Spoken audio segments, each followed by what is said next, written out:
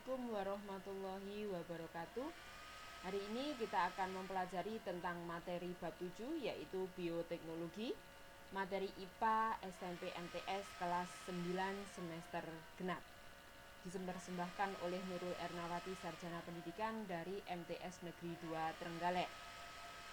Kompetensi inti dan kompetensi dasar yang dipelajari. Kompetensi inti 3 yaitu memahami dan menerapkan pengetahuan faktual, konseptual, prosedural, dan metakognitif pada tingkat teknis dan spesifik, sederhana, berdasarkan rasa ingin tahunya tentang ilmu pengetahuan, teknologi, seni, budaya dengan wawasan kemanusiaan, kebangsaan, dan kenegaraan terkait dengan fenomena dan kejadian tampak mata.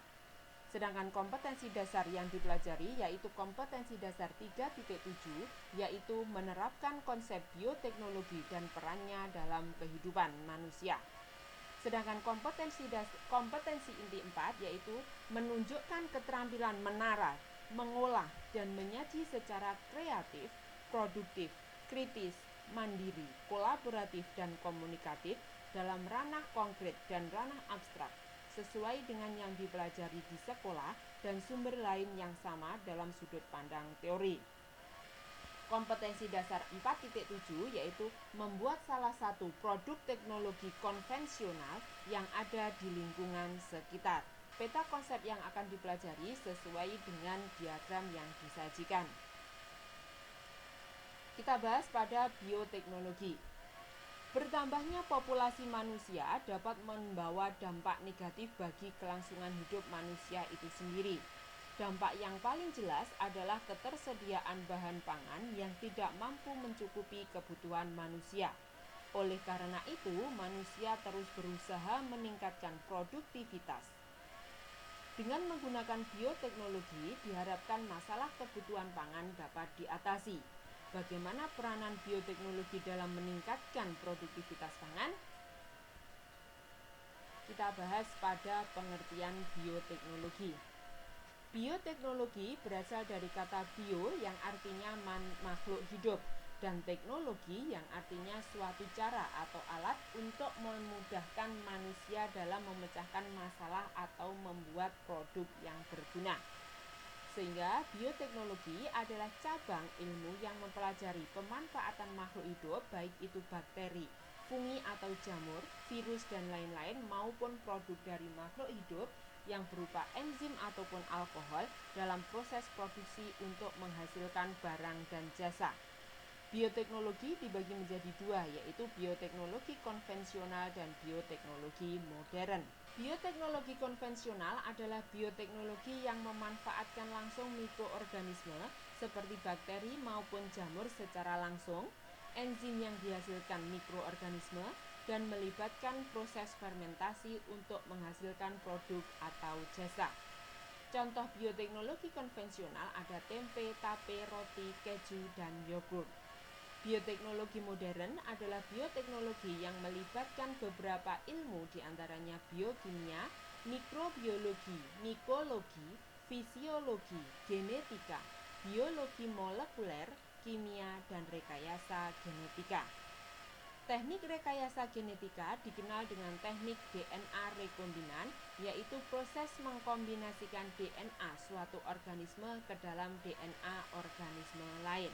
Dan organisme hasilnya disebut dengan organisme transgenik. Perbedaan bioteknologi konvensional dan modern.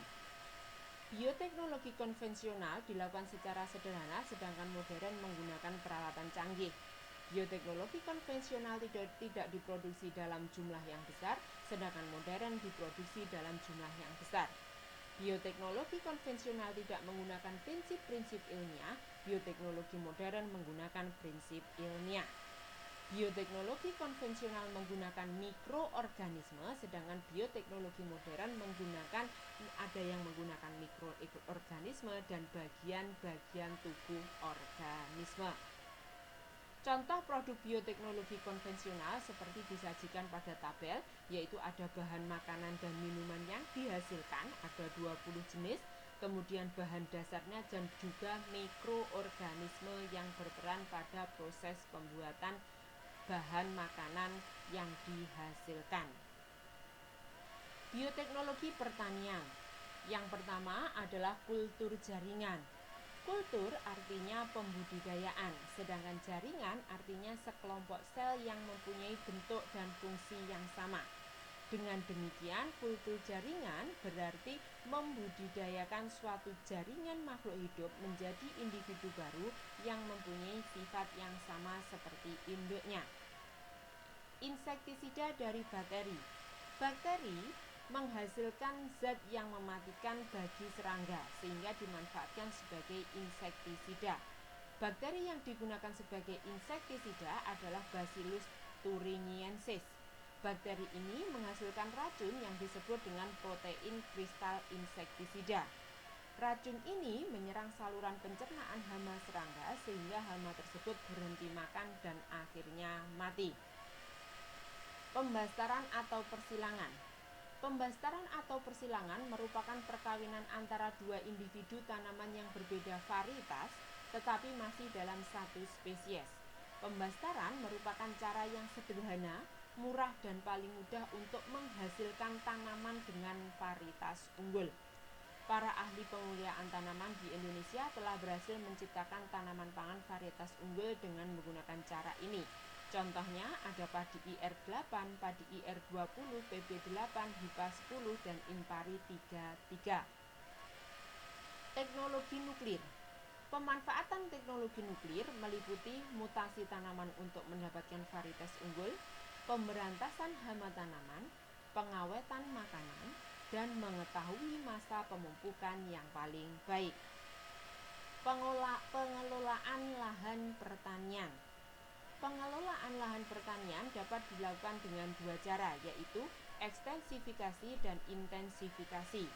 Ekstensifikasi yang merupakan usaha memperluas lahan pertanian, sedangkan intensifikasi adalah yang merupakan usaha meningkatkan kualitas dan kuantitas hasil pertanian pada lahan terbatas.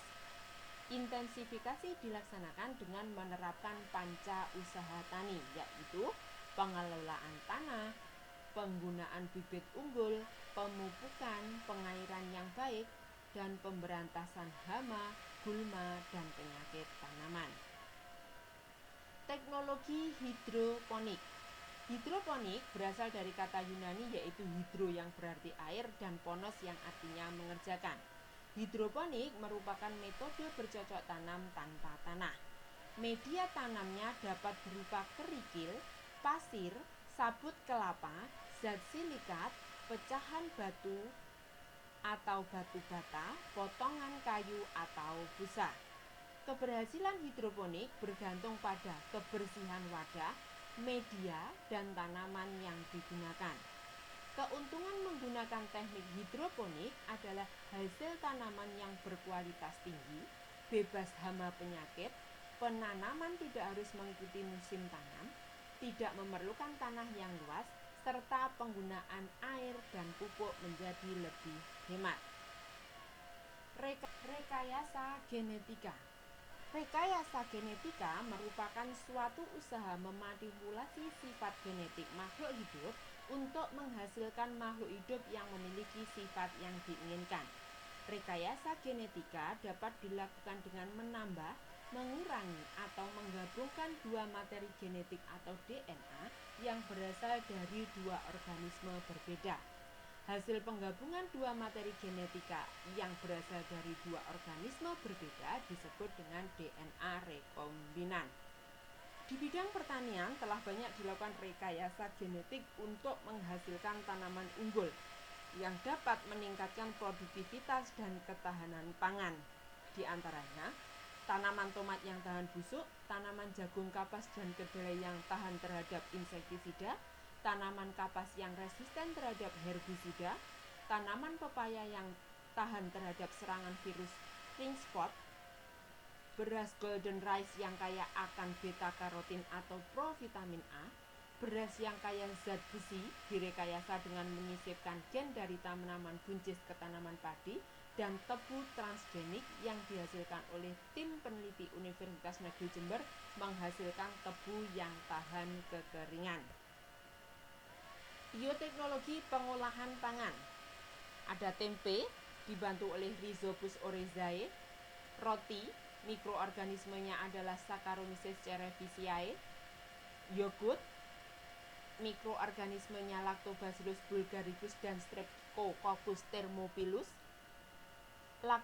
Keju dihasilkan oleh Lactobacillus bulgaricus dan Streptococcus thermophilus. Protein sel tunggal dihasilkan oleh Saccharomyces cerevisiae, Candida utilis, Chlorella, dan Arthrospira. Tape dibantu oleh Saccharomyces cerevisiae, dan kecap dibantu oleh Aspergillus oryzae, Aspergillus sojae, dan Aspergillus wendti. Sedangkan yang terakhir adalah minuman beralkohol yang dibantu oleh mikroorganisme Saccharomyces. Di situ disajikan beberapa produk bioteknologi pangan. Kita lanjut pada bioteknologi peternakan. Yang pertama adalah hibridisasi. Hibridisasi merupakan perkawinan antara dua individu hewan yang mempunyai dua sifat beda tetapi masih dalam satu spesies. Melalui hibridisasi, seorang ahli pemulia hewan dapat menghasilkan hewan yang memiliki sifat unggul. Contohnya ada sapi Santa Gertrudis, sapi Brangus, domba Mario, dan ayam Leghorn. Inseminasi buatan. Inseminasi buatan merupakan proses pembuahan dengan bantuan manusia. Dengan proses inseminasi buatan adalah sebagai berikut. Sperma dari hewan jantan unggul ditampung di dalam cawan Petri. Sperma tersebut kemudian dimasukkan ke dalam alat inseminasi buatan. Setelah itu, alat inseminasi buatan dimasukkan ke rahim hewan betina dan sperma disuntikkan secara perlahan-lahan. Inseminasi buatan memiliki beberapa keunggulan, yaitu sperma dari hewan pejantan unggul dapat disimpan, sperma dari satu pejantan dapat membuahi banyak hewan betina, dan meningkatkan angka kelahiran dengan cepat. Rekayasa genetika. Contohnya adalah sapi perah disuntik dengan hormon pertumbuhan sapi, yaitu bovine growth hormone, yang dibuat menggunakan bakteri Escherichia coli untuk meningkatkan produksi susu dan meningkatkan bobot daging ternak. Ikan salmon diberi gen hormon pertumbuhan dari spesies ikan lain, sehingga hanya dalam jangka waktu setahun pertumbuhannya dapat mencapai ukuran yang biasanya, yaitu membutuhkan waktu 2-3 tahun. Bioteknologi kesehatan. Ada antibiotik, di mana contohnya mikroorganisme Penicillium notatum dan Penicillium cirrhosegenum menghasilkan antibiotik penisilin. Mikroorganisme Streptomyces graeseus menghasilkan antibiotik streptomycin. Mikroorganisme Streptomyces pradieae menghasilkan antibiotik neomycin. Mikroorganisme Streptomyces aureofaciens menghasilkan antibiotik tetrasiklin, dan mikroorganisme Bacillus licheniformis menghasilkan antibiotik basitrasin. Kemudian yang kedua adalah insulin sintetis atau humulin. Di situ ada proses pembuatan insulin sintetis yang bisa dimanfaatkan oleh penderita diabetes mellitus. Selanjutnya ada vaksin dan juga antibodi monoklonal. Reaksi tubuh terhadap dikasihnya vaksin dan antibodi monoklonal dapat dilihat pada diagram pada gambar. Bioteknologi lingkungan.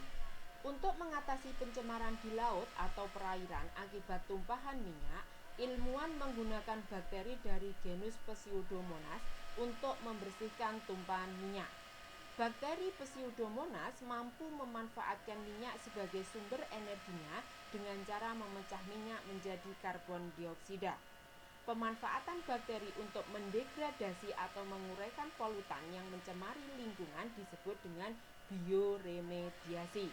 Sedangkan penanggulangan pencemaran dengan menggunakan tanaman tertentu, misalkan enceng gondok dan bunga matahari, disebut dengan fitoremediasi.